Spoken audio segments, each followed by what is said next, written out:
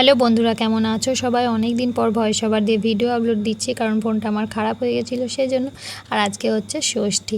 তো ষষ্ঠীর দিন আমি এখন স্নান টান করে নিয়ে গিরিফল তুলতে এসেছি, কারণ কাল সপ্তমী সকাল সকাল গিরি দেবো, আর এখন না তুলে রাখলে গিরিফল নাও পেতে পারি। আর শাশুড়ি মাকে নিয়ে আজকে একটু বেরিয়েছিলাম আশেপাশের ঠাকুর দেখতে। প্রত্যেক বছর সপ্তমীর দিন বেরাই, কিন্তু এবছর শুনছি প্রতিদিনই জল হবে, সেই জন্য মানে আগে ভাগেই নিয়ে বেরিয়ে পড়লাম। পরে বৃষ্টি হলে আর বেরোতে পারবে না। আমরা তো বেরিয়ে পড়বো, কিন্তু মা আর বেরোতে পারবে না, সেই জন্য। তো আশেপাশের আমাদের প্যান্ডেলগুলো দেখো, ভালোই হয়েছিল। সবথেকে বেস্ট হয়েছিল থার্মোকলের প্যান্ডেলটা। ঠাকুরটাও যেমনি সুন্দর হয়েছিল, প্যান্ডেলও সুন্দর, বেস্ট প্রাইজ জিতে নিয়েছে। আর ফোয়ারা ছিল চারিদিকে, মানে প্রচুর ভিড় হয়েছিল এই প্যান্ডেলটা এত সুন্দর করায়।